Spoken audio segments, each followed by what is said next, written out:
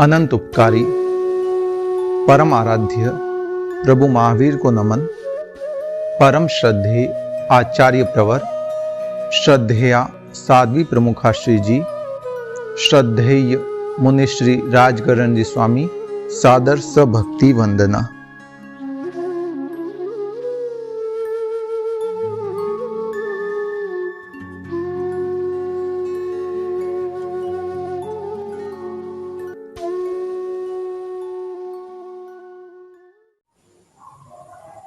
जय जिनेन्द्र। कर्मवाद के साथ जो सीरीज चली है उसके अंतर्गत मैंने अलग अलग तरह से कर्म को विवेचित करने का प्रयास किया। आज 8वां उसका भाग है, पाठ है दशनावण्य कर्म की 9 प्रकृतियां। दशनावण्य कर्म का जो बंधन होता है वो हम किस किस प्रकार से भोगते हैं, उसके 9 प्रकार बताए गए। दर्शनावरण्य, दर्शन आवरण अर्थात देखने में बाधा उत्पन्न कर देना। खाली आंखों के ही नहीं, बाकी में भी। अगर किसी के कान से सुनाई नहीं दे, सुनने की शक्ति ही ना हो तो क्या करेगा।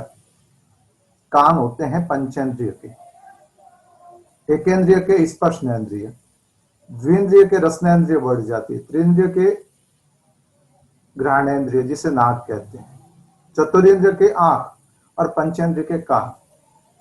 जितने मक्खी मच्छर आदि हैं वे चतुरेंद्रिय जीव हैं, चींटी आदि त्रिंद्रिय जीव हैं, कॉकरोच बिच्छू आदि ये चतुरेंद्रिय जीव होते हैं। मक्खी शायद त्रिंद्रिय हो सकती है, कई संशोधन की अपेक्षा है।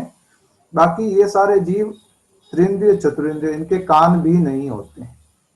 मक्खी के, मच्छर के इनके कान नहीं होते हैं। चींटी के तो आंख भी नहीं होती है, वो त्रिंद्रिय, खाली नाक। उनका नाक इतना पावरफुल होता है कि हमारे से हम तो कितना भार उठा सकते हैं, हमारे वजन का ज्यादा से ज्यादा 2 गुना, 3 गुना, 4 गुना या 5 गुना। मगर मेरे ऐसा पड़ा हुआ है कि चींटी अपने वजन का 1000 गुना अधिक भार उठा देती है। उनका नाक इतना पावरफुल होता है कि सूंघ कर शक्कर का दाना कहीं भी गिरा हुआ वो पहुंच जाती है वहां पर। तो भगवान ने हर एक तरह की विवेचना की है, विस्तृत रूप से, व्यापक रूप से। तो जो ये जानने की शक्ति है ये दशनावण्य कर्म के हल्केपन से मिलती है, जिसे तत्व की भाषा में क्षोभशम कहा जाता है। मैं एक संक्षिप्त में इन 5 भावों को ले लेता हूं, कारण कि ये शब्द कई बार हम उल्लेखित करते हैं कि मेरे मोहनीय कर्म क्षय हो गया है, मेरे ज्ञानावण्य कर्म क्षय हो गया। अभी तक हुआ नहीं, मेरे क्षोभशम ही है। जिस समय ज्ञानावण्य कर्म का क्षय होगा तो मैं केवली बन जाऊंगा। उदय, कर्मों के उदय से होने वाली अवस्था विशेष उदय भाव कहलाती है। 8 कर्मों का हमारे उदय चल रहा है, कभी किसी रूप में, कभी किसी रूप में।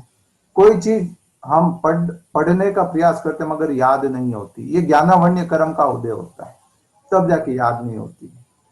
हमारी इच्छा होती है कि वह चीज हम देखें, समझें, गुरुओं के दर्शन आदि होते हैं। ये इसमें कई कर्म समायोजित होते हैं, तो उसमें एक कर्म दशनावण्य कर्म भी होता है, अंतराय कर्म भी होता है, मोहनीय कर्म भी होता है। तो इन कर्मों का जब उदय चलता है तो कोई ना कोई सिचुएशन निर्मित हो जाती है। हम अटेंड नहीं कर पाते हैं, हम सुन नहीं पाते, हम देख नहीं पाते, हम चख नहीं पाते हैं, सूंघ नहीं पाते। खैर आजकल सूंघने और चखने वाली की अगर प्रॉब्लम हो जाए तो सीधा कोविड ही कहते हैं, कोरोना हो गया है। आज की परिस्थिति अलग है, मगर वो परिस्थिति अलग थी। हमारे आज के समय किसी को अगर कोरोना होता तो उसके सूंघने की क्षमता खत्म होती है, शक्ति नहीं। शक्ति तो रहती है ना, तभी तो वापस वो सूंघ सकता है, चख भी सकता है जब वो कोरोना से नेगेटिव हो जाता है। तो खाली वह क्षमता वर्तमान में हमारी उपलब्ध नहीं होती है, शक्ति जाती नहीं है, शक्ति तो होती ही है। उदय का अर्थ है कि कर्मों के उदय के द्वारा जो हमारी अवस्था विशेष होती है उसे उदय कहते हैं। क्षोभशम, क्षोभशम का अर्थ होता है कुछ प्रकृतियों का क्षय। क्षय का अर्थ होता है खत्म हो जाना, और उपशम का अर्थ होता है दब जाना। तो जब कुछ प्रकृतियों का क्षय होता है और कुछ का उपशम होता है तो इसे क्षोभशम कहते हैं। एक व्यावहारिक एग्जाम्पल देने का प्रयास करूं। तो सपोज आपने सामायिक की, उसी समय आपका मोबाइल बज गया। लगभग ये समझिए ना, आपकी सामायिक को 10-15 मिनट हुआ होगा और आपका मोबाइल बज गया। क्या आप एट ए टाइम मोबाइल उठा सकते हैं? नहीं उठा सकते। क्यों? क्योंकि आप सामायिक में हैं। वर्तमान प्रकृति का क्षय, अर्थात वर्तमान में आप फोन नहीं उठा सकते। कब तक नहीं उठा सकते? जब तक आपकी सामायिक कंप्लीट ना हो जाए। आने वाली प्रकृति का उपशम है, वर्तमान प्रकृति का क्षय और आगामी प्रवृत्ति का उपशम है। कब तक? जब तक वो टर्म कंडीशन है। आपने उपवास किया, रात को 11 बजे आपके परिचय हो गया, पानी का प्यास लग गई। अब रात को तो नहीं पी सकते ना, जैसे तैसे करके आप पूरी रात निकालोगे, भले बैठा बैठा निकालना पड़े, नींद नहीं आ रही, फिर भी आप इधर उधर करवटें बदलते रहोगे, मगर पानी नहीं पियोगे। वर्तमान में भी नहीं पी रहे हो, अर्थात रात को 1 बजे प्यास का परिचय हुआ तो रात को 1 बजे नहीं पियोगे। कब तक नहीं पियोगे? जब तक सूर्योदय या नवकाश जो आपके नियम प्रत्याख्यान लिया हुआ है तब तक नहीं पियोगे। तो वर्तमान प्रकृति का क्षय है और आने वाली प्रकृतियों का उपशम है, ये क्षोपशम कहलाता है। उपशम का अर्थ होता है दबाना, कंट्रोल करना। हम इमोशंस को कंट्रोल करते रहते हैं ना, ये उपशम होता है। अर्थात उन चीजों को हम दबा रहे हैं, कंट्रोल कर रहे हैं। जैसे किसी ने हमें कुछ कह दिया, हम चुप है, शांत है, 5 मिनट हो गए, 10 मिनट हो गए, हम उसको दबा रहे हैं, दबा रहे हैं, दबा रहे हैं, बोल कुछ नहीं रहे, ये उपशम हो गया। आवेश, आवेग को कंट्रोल करना। क्षोपशम का अर्थ समझ में आ गया होगा। वर्तमान प्रकृति का क्षय, आने वाली प्रकृति का उपशम, ये क्षोपशम कहलाता है। पहला है उदय, कर्मों के उदय से होने वाली अवस्था विशेष उदय कहलाती है, उदय भाव कहलाती है।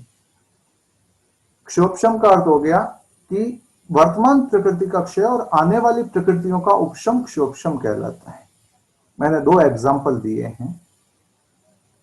एक तो सामायिक का, कि वर्तमान में फोन नहीं उठा सके। आपकी अगर सामायिक 20 मिनट बाकी है, 28 मिनट आपकी सामायिक हो चुकी है, तो आप 20 मिनट और नहीं उठा सकते, वर्तमान में भी नहीं उठा सकते। रिंग आ रही है तब, और कब तक नहीं उठा सकते? 20 मिनट, जब तक आपके सामायिक कंप्लीट नहीं कर दो, आप उसकी आलोचना पाठ नहीं बोल दो, तब तक आप फोन नहीं उठा सकते। मगर जैसे सामायिक का पाठ बोलोगे, आलोचना पाठ पूरी हो गई, सामायिक आसन समेटना तो शायद बाद में करोगे, पहले फोन उठा के उससे बात कर लोगे। तो ये होता है वर्तमान प्रकृति का क्षय है और आने वाली प्रकृति का उपशम क्षोपशम कहलाता है। तीसरा होता है उपशम। पहला है उदय, दूसरा क्षोपशम, तीसरा है उपशम। उपशम का अर्थ होता है दबाना। क्षोपशम में ऐसे दोनों शब्द सम्मिलित हो चुके हैं, मगर फिर भी जो कर्मों को दबाया जाता है, कर्म केवल मोहनीय कर्म को दबाना होता है। आवेश, आवेग दबाया किसको जाता है? जिसमें उफान आता है, जो चीज ऊपर उछल रही होती है उसको कंट्रोल करना होता है। तो वो है आवेश और आवेग। जो हमारे कषाय हैं वे उत्तेजित होते रहते हैं, भभकते रहते हैं। जैसे किसी की 2 आपस में लड़ाई हो रही होती है ना, उसको शांत करने, भाई शांत शांत शांत शांत, वो शांत होता है, फिर थोड़ी देर होती है वापस भभकने लगता है, तेज तेज चिल्लाने लगता है, उसको वापस कंट्रोल करते हैं। तो ये होता है उपशम, यानी उसको दबाना, और केवल मोहनीय कर्म का ही उपशम होता है। क्षोपशम 4 घाती कर्मों का होता है, ज्ञानावर्णीय, दशनावर्णीय, मोहनीय और अंतराय। इन 4 घाती कर्मों का, घाती का अर्थ होता है जो आत्मा के मूल गुणों का घात करे, उसे घाती कर्म कहते हैं। मैं ये वेबिनार चला रहा हूं, आप सुन भी रहे हैं, मगर सुनते सुनते अगर आपको नींद आ गई तो नींद आना दशनावर्णीय कर्म का उदय, जो आज हमारा विषय है। तो जैसे ही नींद आ गई तो क्या होगा? आप कुछ समझ में नहीं आएगा, क्योंकि आप तो नींद में चले गए। शायद ईयरफोन भी लगाए हुए होंगे, कानों में आवाज जा रही होगी, मगर आप तो नींद में चले गए। दशनावर्णीय कर्म का उदय हुआ, आप नींद में चले गए, आपको कुछ समझ में नहीं आएगा। तो ये आत्मा के मूल गुणों का घात हुआ। जो नाम, गोत्र, आयुष्य और वेदनीय कर्म है, वो आत्मा के शुभ अशुभ रूप में सहयोगी बनते हैं, उससे आत्मा के मूल गुणों का कोई नाश नहीं होता है। किसी को अगर कोई भी गर्मी लग रही है, फिर भी वो आराम से बैठा है, ये वेबिनार देख सकता है। किसी को सर्दी लग रही है, ठंड लग रही है, फिर भी देख सकता है। किसी को खांसी, सर्दी, जुकाम है तो भी वह देख सकता है। कोई कहीं गया हुआ है तो वहां पर भी देख सकता है। सब कुछ फैसिलिटी अवेलेबल है। आपने अनम्यूट किया, म्यूट किया हुआ है खुद को, वीडियो को भी आपने म्यूट किया हुआ है, आप देख सकते हो। कहीं पर भी चलते फिरते भी आप सुन सकते हो, घर का काम करते हुए भी सुन सकते हो। तो ये सारी चीजें इस तरह से उपशम केवल और केवल मोहनीय कर्म का होता है। क्षयोपशम चार घाती कर्मों का, जो आत्मा के मूल गुणों का नाश करते हैं उसे घाती कर्म कहते हैं। अघाती कर्म जो केवल सुख दुख में आपके सहयोगी बनते हैं। कोई जन्मा, उसका सुंदर चेहरा नहीं है तो उससे ज्यादा प्रभाव नहीं होता है। तेरा पंथ के प्रथम आचार्य भिक्षु, जिनका एक नाम सावरिया भी है, तो रूप के वो इतने सुंदर नहीं थे, सांवरे थे, इसीलिए उनको सावरिया कह दिया। रंग थोड़ा उनका गहरा डार्क कलर का था तो सावरिया कह दिया। तो ये तो नामकरण के आधार पर, कोई चाहे तो इसको लेकर निराश हताश भी हो सकता है और कोई चाहे तो इसको इग्नोर भी कर सकता है। मेरे से ज्यादा सुंदर कौन है? मेरे जैसा कोई दूसरा दुनिया में है ही नहीं। कहने को भले कह दे कि 7 लोग एक जैसे होते हैं, मगर कहने की बात है, ये होने की नहीं है। कहने की कुछ भी हो सकती है, होने की हर चीज नहीं होती है जो हम कह देते हैं। तो उदय क्षयोपशम, वर्तमान प्रकृति का क्षय, आने वाली प्रकृति का उपशम। उपशम कर्म को दबाना केवल मोहनीय कर्म का उपशम होता है, क्योंकि आवेश आवेग इसी में आते, उत्तेजित होते रहते हैं, एक तरह से उफान आता रहता है, इसीलिए इसको कंट्रोल करना होता है। क्षय, जिसके अंतर्गत कर्म क्षय हो जाता है और क्षय के द्वारा जो आत्मा की उज्ज्वलता प्राप्त होती है उसे क्षायिक भाव कहते हैं। क्षय कह दो या क्षायिक भाव कह दो। पांचवा है पारिणामिक भाव। पारिणामिक का अर्थ होता है परिणमन होते रहना। इन 4 भावों के द्वारा, उदय, क्षयोपशम, क्षायिक, उपशम, और इन 4 भावों के द्वारा जो आत्मा में परिणमन होता रहता है, बदलाव होता रहता है, उसे पारिणामिक भाव कहते हैं। तो ये संक्षिप्त में मैंने 5 भावों को विश्लेषित करने का एक यथोचित प्रयास किया है। आशा करता हूं, अपेक्षा रखता हूं आपको समझ आ गया होगा।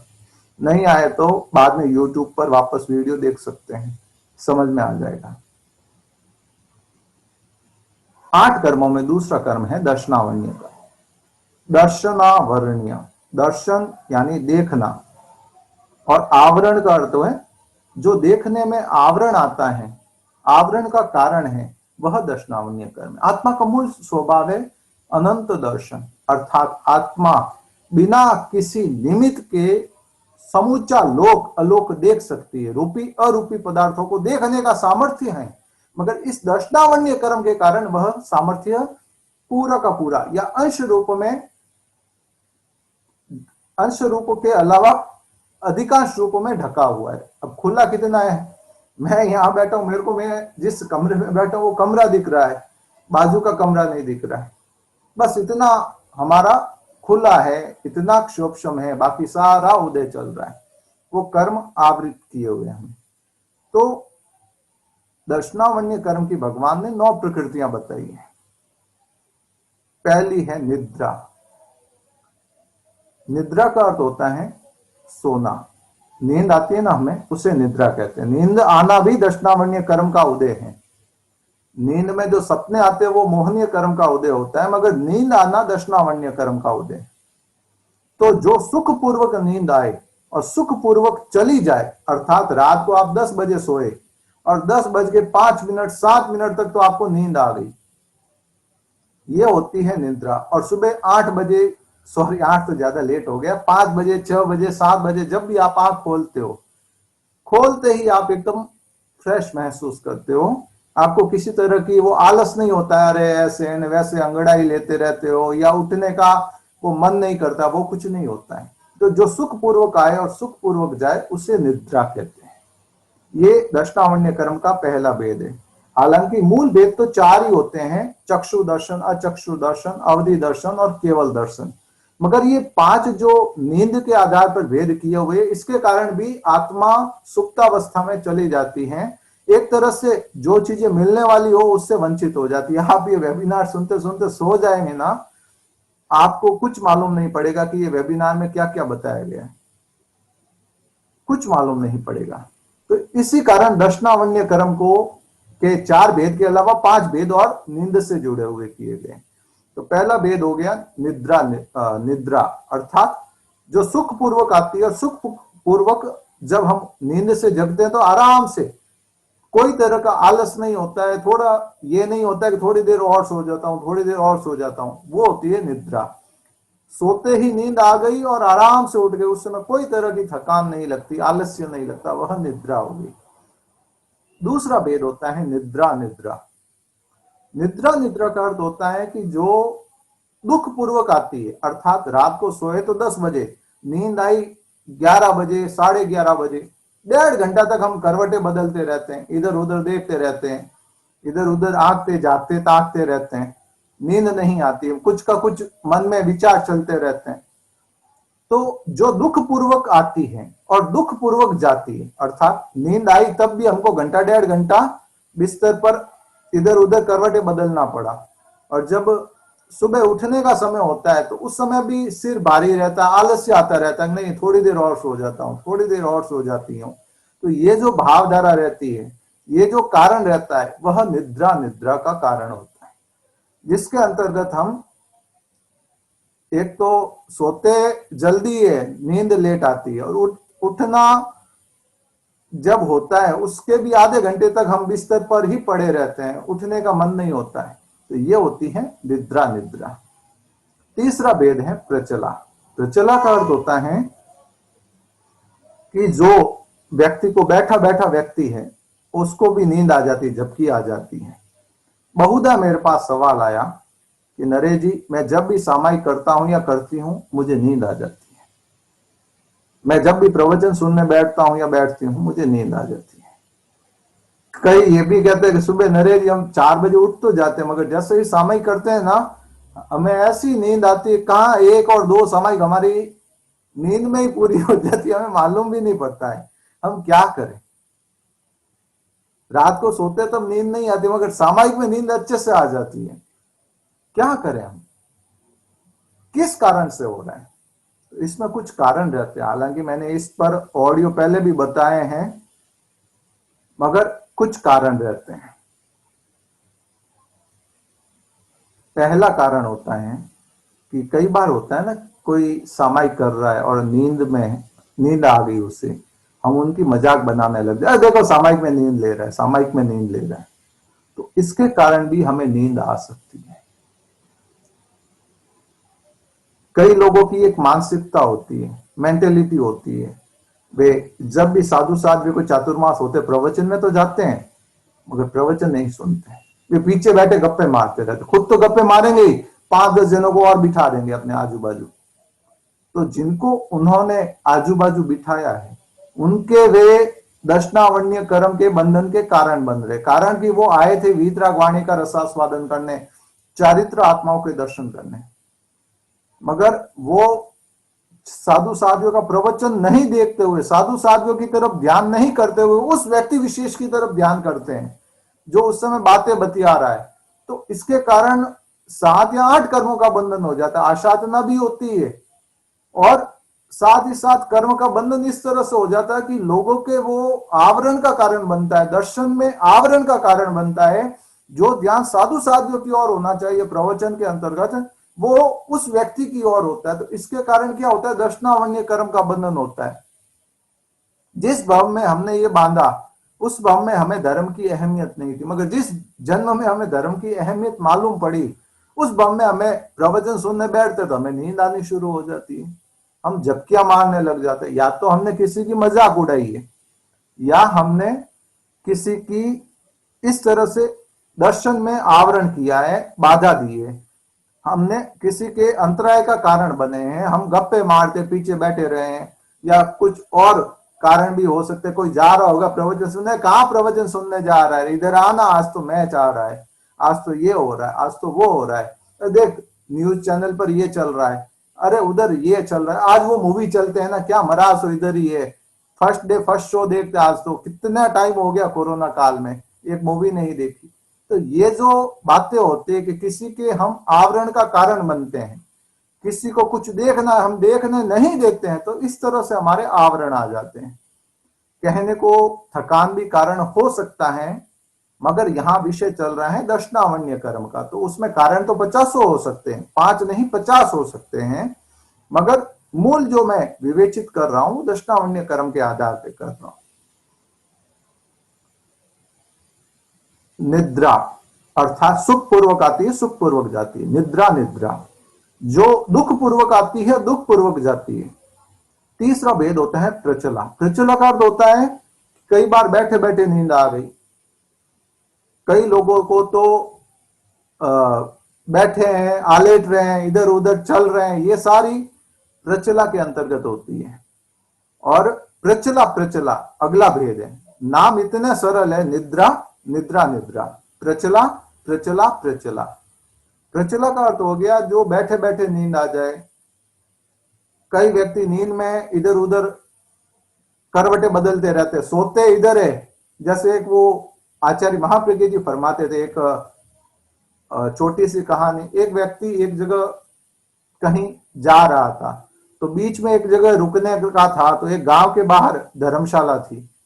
तो उसको कहा कि मुझे आज रात को इधर रुकना है, कितना है चार्ज? तो उन्होंने कहा खाट का 50 पैसा है। तो उस व्यक्ति ने सोचा कि खाट के ऊपर क्यों सोऊं, खाट के ऊपर सोऊंगा तो 50 पैसा देना होगा, इससे अच्छा जमीन पर ही सो जाता हूं। तो उस व्यक्ति ने कहा कि जमीन पर सोने का 2 रुपया चार्ज है। वो बोला खाट पर 50 पैसा और नीचे सोने का 2 रुपया, ये क्या 4 गुना अधिक?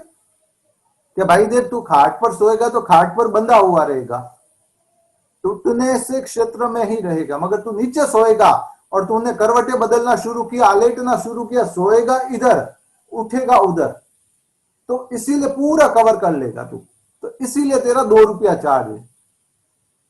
तो ये सारी इस प्रचला के अंतर्गत होती है। कुछ घटनाएं प्रचला प्रचला में होती है। प्रचला प्रचला वह घटनाएं होती है कि जो हमारी हैबिट हो जाती है ना।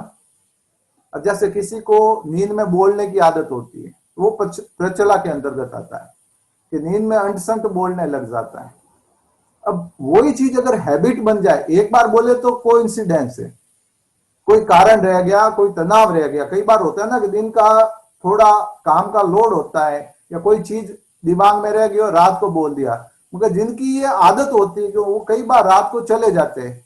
मुझे किससे याद आते हैं, एक बार की बात,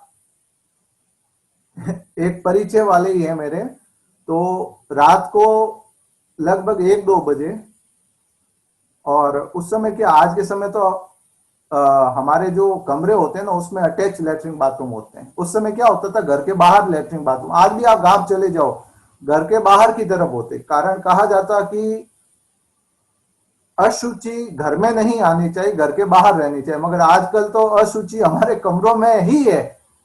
लैट्रिन अटैच बाथरूम हमें अटैच ही चाहिए, अलग नहीं चाहिए। तो उस समय अशुचि बाहर रहती थी, गंदगी बाहर करने जाते थे, टॉयलेट लैट्रिन के लिए बाहर जाना पड़ता था, घर के बाहर की तरफ बनाया हुआ होता था संडास। तो वह व्यक्ति रात को 2 बजे रवाना हुए, मालूम पड़ा नहीं, नींद में थे, चलते चलते लगभग आधा किलोमीटर चले गए और वहां कुत्ते भौंकने लगे। कुत्ते भौंके, आंख खुली उनकी, और वो देखे रात को कहां पहुंच गया मैं। तो कई लोग ऐसे भी होते हैं, ये दर्शनावण्य कर्म का उदय है कि वे नींद में चलने लग जाते हैं, बोलने लग जाते हैं, कुछ भी करने लग जाते हैं, किसी को मारने लग जाते हैं। कई बार होता है वो नींद में सो रहे होते हैं, मारना शुरू कर देते हैं आजू बाजू वाले को, कुछ मालूम नहीं पड़ता उन्हें। ये सारे इन प्रचला प्रचला प्रचला के भेद है कि जो चीज हमें बार बार होने लग जाती है, हमारी हैबिट हो जाती है, वह प्रचला प्रचला कहलाती है। जो थोड़ी प्रगाढ़ हो गई है वह प्रचला प्रचला कहलाती है। 5वां भेद आता है थिनोद्री निद्रा। ये तो मारवाड़ी शब्द है, हिंदी शब्द है इस्तयानर्धी। नाम थोड़ा अटपटा है, पुनः उच्चारित कर रहा हूं, इस्तयानर्धी। आप मारवाड़ी वाला शब्द ही ले लो, थिनोद्री निद्रा। जैसे नाम कर्म के अंतर्गत तीर्थंकर नाम गोत्र उत्कृष्ट प्रकृति होती है, वैसे ही दशनावन्य कर्म के अंतर्गत ये थिनोद्री निद्रा सर्वोत्कृष्ट प्रकृति है दशनावन्य कर्म की। ये निद्रा का अधिकारी वज्र ऋषभ नाराज सहनन वाला होता है।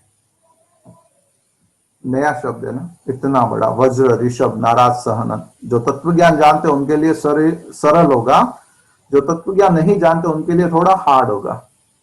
चिंता की बात नहीं है, इसके भी सारे वीडियोज आने वाले हैं यूट्यूब पर, वहां इसको विश्लेषित करूंगा। मगर संक्षिप्त में बता दूं, सहनन का अर्थ होता है जो हमारी ये जॉइंट है ना, सारे हाथ के, पैर के, घुटनों के, जितने जॉइंट है हमारे वो कैसे हैं, ऐसे हैं अभी वर्तमान में। जैसे जितने जॉइंट आपस में ऐसे सटे हुए खाली, और ऊपर हमारे मांस और ये शरीर की चमड़ी आई हुई है। कारण के थोड़ा सा अगर हमारा पैर मुड़ जाए या हाथ कहीं अटक जाए तो सीधा फ्रैक्चर हो जाता है, हड्डी खिसक जाती है। तो आज का हमारा सहनन है सेवाग। पहला सहनन होता है वज्र ऋषभ नाराज सहनन, दूसरा होता है ऋषभ नाराज सहनन, तीसरा होता है नाराज सहनन, चौथा होता है अर्ध नाराज सहनन, पांचवा होता है कीलिका, और छठा होता है सेवात, जो हमारा हड्डियों की बनावट को, अस्थि संरचना को सहनन कहते हैं। तो ये जितनी हड्डियों की बनावट है हमारी, सहनन हमारा है सेवात। पहला होता है वज्र ऋषभ नाराज, अर्थात वज्र का अर्थ होता है कील, ऋषभ का अर्थ है पट्टी, और नाराज का अर्थ है मरकट बंद। एक बंदर अपनी मां की गोद में होता है ना, ऐसे पकड़ के रहता है, दोनों तरफ से ऐसे पकड़ के रहेगा जॉइंट। तो जो हमारे हड्डियों की बनावट होती है ना, आप देख सकते हैं वीडियो में, वेबिनार में, इस तरह से ये हमारे जितने जॉइंट है ये हो गया नाराज। इसके ऊपर पट्टी बांध दी पूरी टाइट एकदम, और ऊपर से कील आर पार कर दी, जो दोनों को ज्वाइंट किए हुए, जैसे दो हड्डियां हैं उनको दोनों को आपस में ज्वाइंट कर दिया। तो जितने हमारे शरीर के ज्वाइंट होते हैं ना, एक प्रकार ये होता है वज्र ऋषभ नाराज सहनन, दूसरा होता है ऋषभ नाराज सहनन। नाराज का अर्थ हो गया मरकट बंद, ऊपर ऋषभ का अर्थ हो गया पट्टी, वज्र हट गया है अर्थात कील नहीं है, मगर फिर भी सहनन इतना मजबूत है। जितने जीव मोक्ष जाते हैं, या जितने जीव सातवीं नरक में जाते हैं, या जितने जीव सर्वार्षिद या ऊपर के देवलोकों में जाते हैं, उनके वज्र ऋषभ नाराज सहनन ही होता है। हमारे शरीर में इतनी उत्कृष्ट साधना, ध्यान आराधना पॉसिबल ही नहीं है। यदि कोई ज्यादा ध्यान मेडिटेशन करने लगता है और ज्यादा गहराई तक उतर जाता है ना, हो सकता है, होता है नहीं कहूंगा, हो सकता है उसको ब्रेन हेमरेज हो जाए। कुछ सालों पहले की बात, एक 7 साल का लड़का, स्कूल पूरी हुई तो बच्चे को जैसे कहते हैं ना कि तू अगर एग्जाम में पास हो जाएगा तेरे को गिफ्ट ला के दूंगा, तो माता पिता ने क्या गिफ्ट ला के दिया, कंप्यूटर और लैपटॉप दिया छोटा सा, जिसमें गेम्स है। अब बच्चा गेम्स खेलने कैसे लग गया, आज के जैसे लोग पबजी खेलते हैं, तो उस तरह का वो सैनिक वाला गेम था। उसमें क्या होता है कि एक थोड़ा सा भी सेकंड का इधर उधर हो जाए तो उसको मार देंगे। तो 7 दिन तक कंटिन्यू गेम खेलता रहा, जब भी टाइम मिला 5 घंटा 7 घंटा गेम खेलता रहा। माँ बाप क्या देखे, एक बच्चा है बेचारा, इतने एग्जाम में पास किया है, अभी तो थोड़ा खेलने दो, कब खेलेगा। 7 दिन कंटिन्यू खेलते खेलते उसके मस्तिष्क पर इतना प्रेशर उसके गेम का पड़ा, क्योंकि सेकंड के भी कई बार हम सैकड़ा यानी सेकंड का भी हमें 100वें हिस्से तक जाना होता है। इतने सूक्ष्म समय में हमें यदि उसको अचीव करते हैं, उसको मारते हैं, तो हम बच जाएंगे, हम जीत जाएंगे, अदरवाइज हम चले जाएंगे।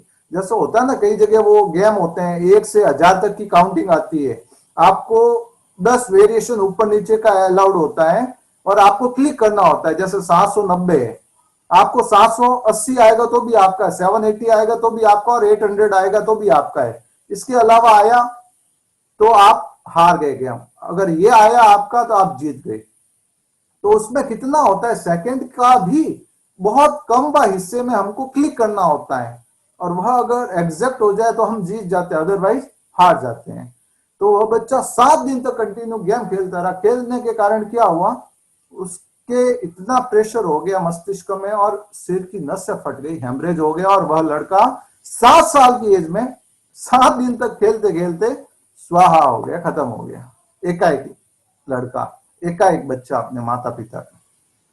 तो आज के समय हमारे मस्तिष्क की इतनी क्षमता नहीं है कि उसको डाइजेस्ट कर सके, इसीलिए हर चीज अति नहीं करनी। इस समय सीखना भी है तो लिमिटेड, सब कुछ लिमिटेड होना चाहिए, अनलिमिटेड कुछ नहीं होना चाहिए वर्तमान परिप्रेक्ष्य में, क्योंकि हमारा वो शरीर नहीं है, शक्ति नहीं है। वज्र ऋषभ नाराज, वज्र ऋषभ नाराज सहनन जो तीर्थंकरों के होता है, केवलियों के होता है, जो मोक्षगामी जीव है उनके यही होता है। और भी कई जो जीव होते हैं उनके भी यही शरीर होता है, सबसे उत्कृष्ट शरीर होता है, इतना मजबूत होता है। ऊपर से नीचे गिर जाओ ना, आयरन मैन आपने शायद हॉलीवुड मूवी है वो देखी होगी, मैंने खाली एक उसका सीन देखा था, जो ट्रेलर आता है ना, उसमें वो ट्रेन के सामने आया तो ट्रेन के आगे से हिस्सा पोर्शन टूट गया, उसका कुछ नहीं हुआ। शायद ऐसे ही कुछ था सीन। अब वो आयरन मूवी है या कोई दूसरा नाम हो सकता है। तो हमारा शरीर इतना मजबूत होता है कि वज्र ऋषभ नारा सहनन वाले का हड्डियों की बनावट के उस 11 वाले से भी नीचे कूद जाए ना तो जमीन के खड्डा हो जाएगा, उसके कुछ नहीं होगा, इतनी मजबूत होती है हड्डियां। और अभी तो क्या है, 11वां मालो तो छोड़ो, एक सीढ़ी का पायदान होता है ना, उधर भी अगर थोड़ा पैर मुड़ गया ना, उसमें ही हमारा फ्रैक्चर हो जाता है। ये हड्डियों का फर्क है। तो मैं बता रहा था कि दशनावण्य कर्म के अंतर्गत ये सहनन तो समझ में आ गया होगा आपको। तो थिनोद्री निंद्रा जो होती है ना, स्तयानर्दी, उसके अंतर्गत वज्र ऋषभ नारा सहनन वाला होता है, उसी का इसका उदय होता है। उस समय उसमें 10 लाख अष्टापद पक्षियों का बल, यानी अरबों खरबों जो बड़े बड़े शेर होते हैं ना, उनका बल होता है, हाथियों का बल होता है। इतना पावरफुल होता है वह व्यक्ति उस समय। नींद का उदय जब शुरू होता है ना, उसमें इतना प्रभाव होता है, इतनी ताकत आ जाती है। उल्लेख आता है कि वह व्यक्ति जाकर युद्ध में युद्ध करके आ जाता है। एक मुहूर्त के लिए 48 मिनट्स के लिए इस नींद का उदय होता है। दिन में कोई सोचा, अब जैसे कोई व्यक्ति है, वह शाकाहारी बन गया, उससे पहले वह मांसाहारी था, वह शाकाहारी बन गया, जैन श्रावक बन गया। कई बार होता है, ऐसे भी कहते हैं कि वह साधु बन गया। मैं श्रावक का एग्जांपल लेता हूं, श्रावक बना, मगर कई बार गांव, आज के समय गाड़ियां हैं, उस समय तो घोड़ा गाड़ी भी नहीं होती थी, 11 नंबर की गाड़ी होती थी, लोग पैदल जाते थे एक स्थान से दूसरे स्थान पर। तो ऐसी परिस्थिति में क्या हुआ कि वह व्यक्ति किसी गांव की ओर जा रहा था अपने कोई काम से दूसरे गांव में। रास्ते में कुछ कसाई एक गाय को मार रहे थे, काट रहे थे उसे। वह घटना जब देखता है, उसके मन में आता है, अरे मैं तो जैन श्रावक बन गया, 12 व्रती बन गया। पहले तो मैं कितने चाव से खाता था इस मांस को वगैरह, इस तरह से उसके मन में आ जाता है। वह गांव जाता है, रात को वहीं विश्राम करना होता है। रात्रि में उसके उस नींद का उदय हो जाता है, थिनोद्री निद्रा का। वह व्यक्ति नींद में उठता है, बाहर जाता है, कोई गाय चल रही होती है उसको मार डालता है, खा जाता है जितना उसको खाना होता है, और आके सो जाता है वापस। सुबह उठकर वह निकट में जो साधु होते हैं उनके पास जाता है कि महाराज, मेरा कल रात को सपना आया कि मैंने नींद में, सपने में मैंने देखा कि मैंने गाय को मारा, उसका मांस खाया है, मुझे प्रायश्चित दीजिए। संत देखते हैं, गुरु देखते हैं कि इसके शरीर भी लथपथ हो चुका है खून से, कारण कि उस समय सुबह सुबह जल्दी दर्शन कर लेते हैं। और कई बार होता कि जहां धर्मशाला है वहीं पर साधु साधियों के प्रवचन प्रवास होते थे, तो साधु साध भी उधर ही होंगे। तो वह कहते हैं कि नहीं भाई, तुमने मार के खाया है, कारण कि तुम्हारे शरीर पर भी खून के सारे निशान पड़े हुए हैं, तो इसीलिए तुमने मारा है। वह कहते मैंने नहीं मारा, मैंने तो सपना देखा है, खाली सपने में मैंने मारा है। बाहर देखते तो मरी हुई गाय पड़ी है, वह एक्सेप्ट ही नहीं कर पाता है, इतनी प्रगाढ़ होती है। वह युद्ध में जाकर हाथी का दांत तोड़ के आ जाता है, युद्ध करके आ जाता है, उसे एहसास नहीं होता है। इतना प्रगाढ़तम मूर्छा के अंतर्गत होता है वह व्यक्ति, बेफाम हो जाता है, कुछ मालूम नहीं पड़ता है। जो उसने चिंतन किया हुआ होता है, चाहे सही हो गलत हो, वह रात को नींद का उदय होता है और करके आ जाता है। ये निद्रा उत्कृष्ट होती है, सर्वोत्कृष्ट होती है। और जिसके प्रगाढ़तम कर्मों का बंधन होता है ना, एकदम भारी कर्मा जीव होता है, उसी के इसका उदय होता है। अन्य जीवों के इतना प्रगाढ़तम उदय हो नहीं सकता। जिसके 8 कर्म इतने प्रगाढ़ है, जो जीव संख्याता असंख्याता काल तक या अनंत काल तक संसार में भटकने वाला है, अनेकों भाव करने वाला, उसके ही ऐसी नींद का उदय हो सकता है, सामान्य जीव के नहीं होता है।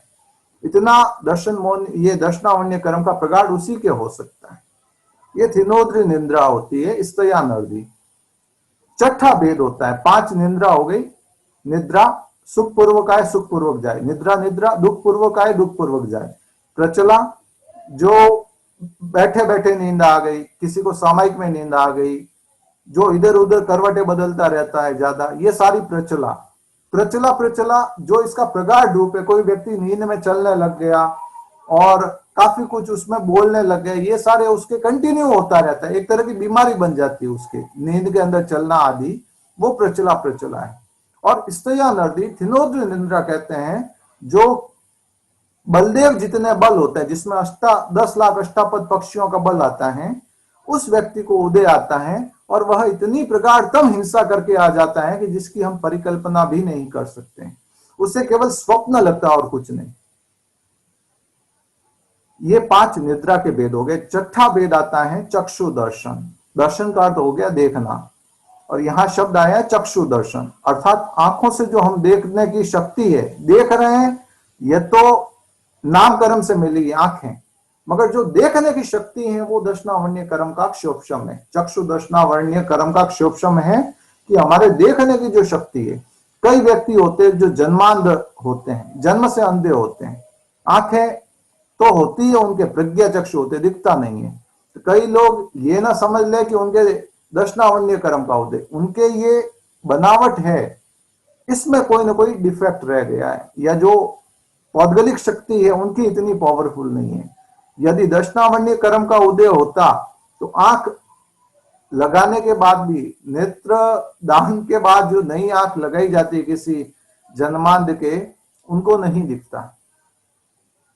यदि दर्शनावण्य कर्म का उदय, हम पंचेंद्रिय जीव है, तो ये दर्शनावण्य कर्म का क्षोभशम है, तभी हम पंचेंद्रिय हैं। जीव अनादिकाल से संसार में भटका है, तो उसमें सबसे बड़ा कारण रहा है कि इस दर्शनावण्य कर्म के कारण वह कभी भी पंचेंद्रिय अवस्था को नहीं प्राप्त हो सका। चक्षु दर्शनावण्य कर्म का उदय रहा, इसके लिए वो चतुरिंद्रिय या पंचेंद्रिय नहीं बन सका। एकेंद्रिय में अनंत काल तक रहा जीव, इस चक्षु दर्शनावण्य कर्म के उदय के कारण। इसका क्षोभशम हुआ, त्रिंद्रिय चीटी के भी नहीं है इसका क्षोभशम, उसके भी उदय ही चल रहा है, इसीलिए उसके आंख नहीं है। चक्षु दर्शन, अचक्षु दर्शन। जिज्ञासा ये हो सकती है कि चक्षु नाम क्यों दिया, अचक्षु नाम क्यों दिया। चक्षु दर्शन के अंतर्गत केवल आंख हो गई, और अचक्षु दर्शन के अंतर्गत 4 इंद्रियां और 5वां मन, कान, नाक, रसनेन्द्रिय और स्पर्श। इसके द्वारा भी जो हम एहसास करते हैं, ठंड आ रही, हवा जब हाथ की लगती है ठिठुरने लगता है, ये जो महसूस करने की जो शक्ति है, जीवनी शक्ति, वो है अचक्षु दर्शन, जिसके द्वारा हम महसूस कर रहे हैं। किसी चीज को हम सूंघते हैं, सूंघने का काम तो नाक करता है, मगर उसको आत्मा तक या जो महसूस करवाने का कार्य होता है, वह होता है अचक्षु दर्शनावण्य कर्म के क्षोभशम से, अचक्षु दर्शन के कारण, जो उसको महसूस करने की। अब जैसे किसी ने परफ्यूम लगाया, जैसे स्माइल आई, सूंघने का काम नाक ने किया, ग्रहण करके एक तरह से आज की भाषा में को तो मस्तिष्क तक पहुंचाया। तो जो सुगंध हमने सूंघी और हमें अच्छी लगी, ये तो हो गया अचक्षु दर्शन। अब उस पर एनालिसिस शुरू हो गया, वो हो गया मति ज्ञान, शुद्ध ज्ञान। ये दोनों का जोड़ा है, मति ज्ञानावण्य दर्शनावण्य, ज्ञान दर्शन का जोड़ा है। अचक्षु दर्शन जुड़ा हुआ है मति ज्ञान, शुद्ध ज्ञान से। तो हम कहते हैं ना कि परफ्यूम है, एक तो कहते हैं अरे ये तो चीप वाला है, ये तो फॉग है, ये तो ये वाला है, ये वर्साचे का है, वर्साचे ही नाम होता है ना, अच्छा ब्रांड है शायद। एक स्किन का भी आता है, एक स्टील का भी आता है। जितना कॉस्टली जाने हैं, वो कहते हैं अरे इसका तो सुगंध कितना गजब का है। ये सारा कार्य करता है मति ज्ञान, शुद्ध ज्ञान, क्योंकि स्टोरेज तो शुद्ध ज्ञान के पास है। मति ज्ञान ने तो उसको महसूस किया, सामान्य अवबोध ये अचक्षु दर्शन है। सूंघा, ये हो गया अचक्षु दर्शन, मगर उसका जो एनालिसिस किया, अरे ये तो गजब की सुगंध है, ये कौन सा परफ्यूम है, ये कौन सा डिओ, मुझे भी चाहिए, ये मुझे भी लाना है। ये सारा एनालिसिस शुद्ध ज्ञान के अंतर्गत, मति ज्ञान के अंतर्गत हो जाता है, मगर इनका जोड़ा होता है। जो सामान्य सुगंध ली वह तो हो गई अचक्षु दर्शन, और जो विशिष्ट है वह हो गया मति ज्ञान, शुद्ध ज्ञान, शुद्ध ज्ञान। चक्षु दर्शन, अचक्षु दर्शन। इसकी जगह एक शब्द भी आ जाता है इंद्रिय दर्शन। दो शब्द क्यों दिए, चक्षु और अचक्षु को अलग क्यों किया, भेद क्यों किया? पहला कारण तो यह कि दर्शन जो सीधा संबंध रखता है आंख से, देखने का काम आंख करती है। हालांकि अपना अपना सब काम करते हैं, आप वेबिनार देख भी रहे हो, सुन भी रहे हो, तो अचक्षु दर्शन भी काम हो रहा है और चक्षु दर्शन का भी हो रहा है, और एनालिसिस भी हो रहा है। अरे ये तो चीज समझ में नहीं, अरे ये तो मालूम था, अरे ये तो नया है, ये सारा मति ज्ञान, शुद्ध ज्ञान सब कुछ कर रहे हो आप, मगर मालूम नहीं था। कर तो हम रहे ही हैं सारी गतिविधियां, बस हमें मालूम नहीं है। चक्षु अचक्षु, इसीलिए शब्द दिया कि आंख चार इंद्रियों का काम भी कर लेती है। एग्जाम्पल के लिए, अब कहीं उकलता हुआ पानी दिख रहा है तो उसमें जरूरी थोड़ी ना अंगुली डालोगे तभी आपको एहसास होगा अरे ये तो गर्म है। आंखों से देखकर भी हमने महसूस कर लिया। कोई मृत कलेवर पड़ा हुआ है, किसी जीव का, किसी जानवर का शरीर सड़ा हुआ पड़ा है, तो काम तो नाक का है, दुर्गंध आएगी तो नाक से मालूम पड़ेगा, मगर हम देख कर भी पहचान कर लेते, पहले ही आंख बंद कर लेते, अरे इधर बदबू आने वाली है। कोई मिठाई है, रसगुल्ला आपने देखा, अब देखते ही मालूम पड़ गया अरे ये तो एकदम परफेक्ट दिख रहा है, मिठाई होगा ना। तो और कोई सब्जी जली हुई है या कोई पराठा है वह जला हुआ पड़ा है, तो मुंह में जाएगा तो मालूम पड़ेगा ना ये तो जला हुआ है, मगर आंखों से देख कर भी कर लेते हैं। तो आंख देखने के अलावा चार इंद्रियों के काम भी कर लेती, इसको इसीलिए इसको महत्ता दी गई। चक्षु दर्शन अलग से किया गया, शेष अचक्षु दर्शन के अंतर्गत लिया गया कि आंख चार इंद्रियों का भी काम कर लेती, इसीलिए इसको प्रायोरिटी दी गई है, इसको अलग से एक भेद दिया गया है। तीसरा भेद आता है अवधि दर्शन। अवधि ज्ञान के अंतर्गत जीव जानता है कि अमुक कुछ घटना हो रही, मगर पहले देखना तो पड़ेगा ना, तो अवधि दर्शन पहले होता है। जैसे ही देखा कि उधर वो, अब जैसे मेरे को अवधि ज्ञान हुआ एग्जाम्पल के लिए हाथ के इस भाग से, क्योंकि अवधि ज्ञान आंखों से नहीं दिखता है, जहां से होता है अवधि ज्ञान वर्णीय करम का क्षोक्षम वहां से दिखता है। मुझे दिख रहा है, पहले दिखेगा फिर मैं एनालिसिस करूंगा। मैंने सोचा कि मैं मेरे सिमंदर स्वामी को देखना चाहता हूं कैसे हैं, तो पहले तो मुझे सिमंदर स्वामी के दर्शन हुए, ये तो हो गया अवधि दर्शन। अब मैंने एनालिसिस करना शुरू किया, अरे इनका तो कितना भव्य संवत्सरण है, अरे इंद्र इनकी सेवा में खड़े हैं, मैंने तो खाली पढ़ा था, मैं तो आज देख भी रहा हूं, जान भी रहा हूं। तो देखा वह तो हो गया अवधि दर्शन, और जो एनालिसिस शुरू कर दिया हमने वह हो गया अवधि ज्ञान। इन दोनों का जोड़ा होता है। ऐसे ही केवल ज्ञान केवल दर्शन का जोड़ा है। केवल दर्शन के अंतर्गत क्या होता है कि जितने रूपी अरूपी पदार्थ है उनको हम देखते हैं। सिद्ध भगवान अनंता है, उन्हें अभी भी मालूम है कि ये वेबिनार मैं बोल रहा हूं, आप सुन रहे हैं, उनको मालूम है। उनको यह भी मालूम है कि किस समय आप क्या सवाल पूछने वाले हो, कौन कौन पूछने वाले हैं, मुझे तो मालूम नहीं है। मुझे केवल मति ज्ञान शुद्ध ज्ञान है, अवधि ज्ञान भी नहीं है कि मैं बता सकूं कि अमुक व्यक्ति उस समय यह सवाल पूछेगा, उसकी पहले ही तैयारी कर दूं, ऐसा कुछ नहीं है।